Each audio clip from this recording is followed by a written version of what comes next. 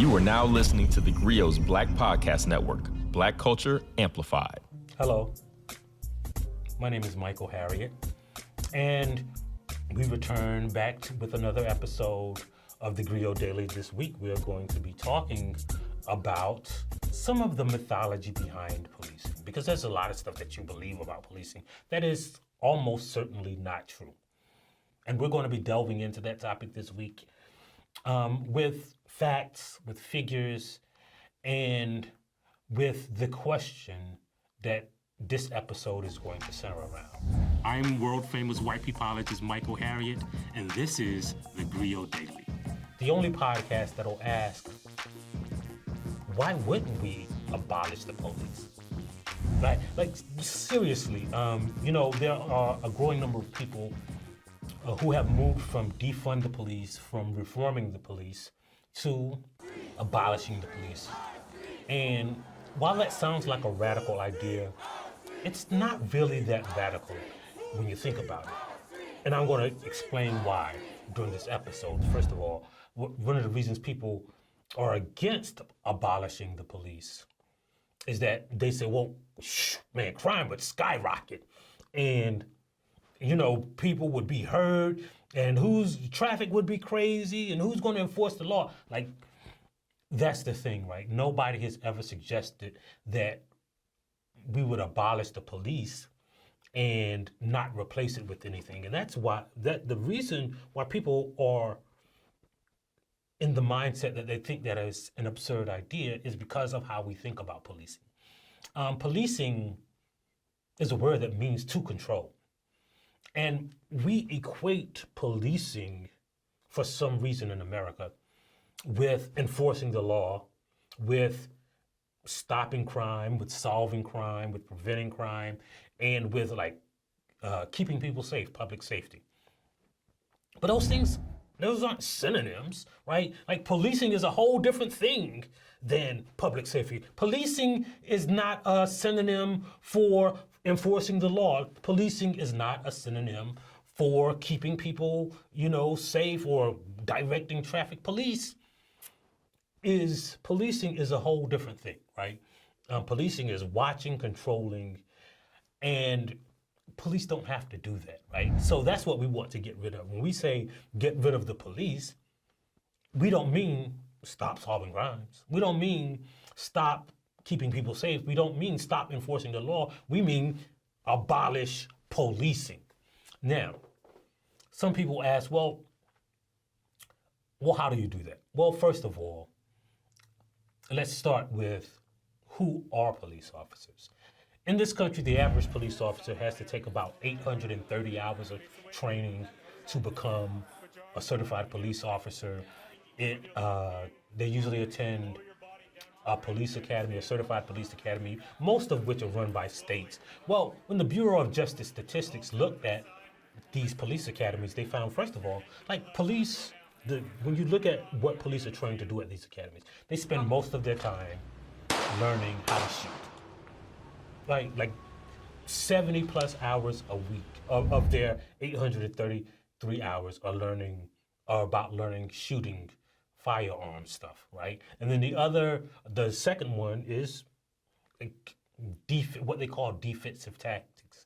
And that might sound like they're teaching police officers how to defend themselves. No, that means that they're teaching police officers how, for instance, a defensive tactic is a chokehold, a takedown, how to handcuff somebody, all of those things, how to tase somebody, all of that are considered defensive tactics. So, the majority of police time, when you combine also less than lethal weapons, the bulk of their time is spent learning how to subdue, hurt, or kill people. Well, there's no, question about that. And then the next part of their time, right, isn't about learning the law, right? They spend twice as much time learning how to subdue, hurt, or kill people than they spend learning traffic laws and constitutional laws. Like, they don't really spend that much time learning how to do that. They don't really spend that much time learning how to investigate. They don't really spend that much time learning community collaboration. They don't really spend that time, very little time, learning cultural sensitivity. So, and then in many states, you have to be 18 to be a police officer. Some others, you have to be 21. But can you see what we're doing, right? We're taking 18, 21-year-old dudes who like were playing high school football last year, giving them guns, teaching them to shoot, teaching them not how to be culturally sensitive and competent, and then saying, I wonder why they shoot so many black people. Because we taught them to do that. And the second myth is about crime solving, right? Police, according to the Associated Press, according to studies, police solve about 2% of all major crimes. And that's for a number of reasons. First of all, like half of crimes aren't reported. Most crimes aren't reported. Secondly, the crimes that are reported, police kind of don't really, like police ain't going out and looking for your TV, bro. I'm telling you, you can call the police when your house is broken into, but they're not like going to apprehend somebody or go on a stakeout to find your, flat screen. I'm just telling you. So when it comes to murders, rapes, major crimes, one of the things that people don't understand is most of those crimes are committed by someone who knows the victim, right? The offender knows the victim in most crimes. So that's the majority of the crimes they solve, right? And then the other ones they solve by happenstance. They'll just stop a car and find a gun that belongs to somebody who killed somebody. Or they might stop a car and find somebody who had a warrant out for their arrest because the police already knew who did it because the person who they did it to told, right? So that's a lot of crime. But the part we don't talk about a lot is what we call police-created crime, right? So when we look at crime statistics, for instance, comparing black neighborhoods to white neighborhoods, we say, well, the black neighborhoods have a lot more crime, but that's sometimes is because of police-created crime. Here's an example, right? So police go to a corner and stop and frisk people, and they find marijuana on them. Now, nobody reported that crime, right? That crime only existed when the police stopped somebody and frisked them and found that marijuana. Nobody was being harmed, but that goes down as a crime that police stopped or solved or prevented, right? Another one, a great instance of this is criminalizing poverty, right? So say you get stopped by police. Now, most police traffic stops are most responsible than anything else for people being brutalized or killed, right, by cops. But say the police stop you and, you were speeding or you get a traffic ticket or, you didn't have your license with you, your car wasn't insured, and you can't pay the ticket for whatever reason. Maybe you don't have the money, maybe you're out of work. Well, when you don't pay that ticket, that puts a warrant out on you. Some places it's a misdemeanor. Some places it can rise to a felony depending on the number and the amount of the ticket or the offense that the police wrote you the ticket for. Well, if you're in the car with somebody else and that person gets stopped and you have that warrant out for you, the police can take you in, and it goes down as them solving a crime, apprehending a fugitive, but it was a police-created crime, right? Like, they wrote you that ticket. They were the ones who were performing traffic stops, not necessarily, and we know from studies that, like patrolling traffic doesn't make people generally drive slower when police aren't there.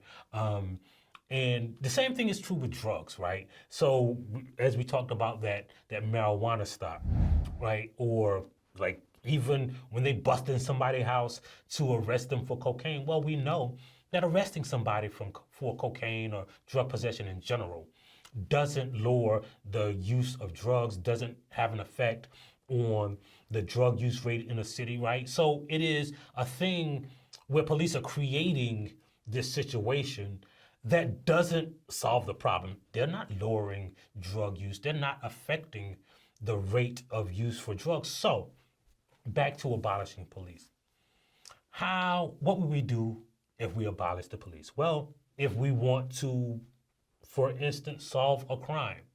Well, what we would do is hire more educated people, perhaps people who have been to college and gotten a degree in criminology. And if we hired really qualified police officers, what would happen is colleges would create courses for people to specialize in policing, and policing wouldn't be taught by other police officers who have already brutalized people, right?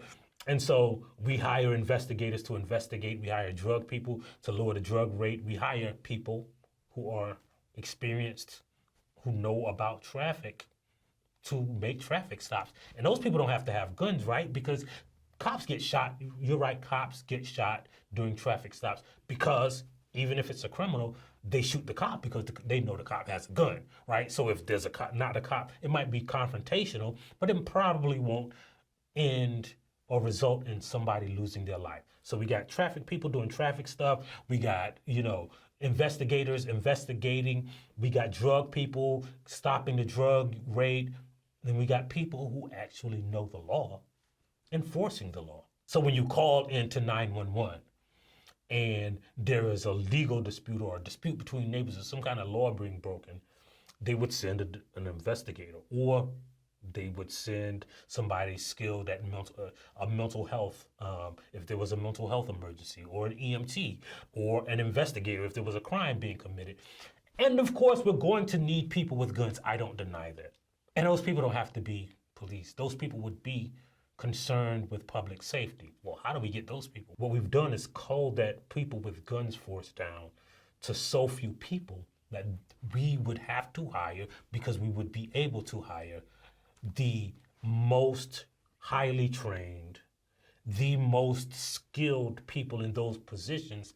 And so it probably wouldn't be some dude who was on the high school linebacking corps at regular school high last year, right? It would be someone who was qualified to fill those positions. They would have to have the education, and that education would be provided not by police, but by people who have the same goal of stopping crime and ending crime as we do. And what would happen is fewer people will get shot because, one, fewer people who investigate crimes would have guns, and two, what would happen is the people who have the guns wouldn't be as gung-ho about shooting black people because they weren't trained by people who shoot black people. They weren't protected by people who have shot black people in the past before they made detective. They wouldn't be guided by the people who shot black people union, right? All of this contributes to the police killing black people, and the only way to do it is to solve the problem that we have now. Here is the thing. Let's say none of what I said is correct. I'm going to offer you an option. We're going to start from zero, and we're going to figure out a way to fight crime, to enforce laws, and to keep people safe. Would you first start with, hey, let's give people guns and see what happens? There's no way that you would. And that's why the first step to solving crimes, enforcing laws, and keeping people safe is to abolish the police. It's just that simple. And that's why we have to subscribe to this podcast. That's why you got to tell a friend about it. That's why you got to download that GRIO app, that GRIO streaming service. And that's why we always leave you with a saying from Black America. And today's saying is, abolish the police or kill black people. There's only one choice. We'll see you next time at the GRIO Daily. If you liked what you heard, please give us a 5-star review, download the GRIO app, subscribe to the show, and share it with everyone you know. Please email all questions, suggestions, and compliments to podcasts@thegrio.com. You are now listening to the GRIO's Black Podcast Network, Black Culture Amplified. Coming this February, the GRIO Black Podcast Network presents Dear Culture, truish Black stories. When you think of sheer artistry, sheer creativity, the ability for someone to bring Black people together in the most fundamental ways, it's, I would say, of my four, Randy Watson's my number one. When the news about Ricky first broke, what I heard about it is the thing you hear about, every time somebody Black dies, that it was gang related. That means the police don't know what happened, so they just said, probably the gangs, probably, the other Black dudes. When I think of Akilah, I just think about how impressionable white people can be. I think about how, if you watch that movie again, she should have lost like 3 times. Where were you when you heard the story about them suckers getting served by Wade's dance crew? It's crazy that you mentioned this. So as a New Yorker, right, everyone knows where they were on 9/11, right? A couple years later, right, 2003, everyone hears about this crazy moment in a boxing ring, because that's where dancers duke it out, right, in boxing rings. If you could say something to Ricky right now, what would you say to him? Ricky, you shouldn't have never got that girl pregnant. You knew I had a crush on you. You should have got with me instead. Moments in Black culture examined like never before. Join us each week as we dive into the Black moments that changed us, that changed the world. Make sure to subscribe to Dear Culture so you never miss an episode.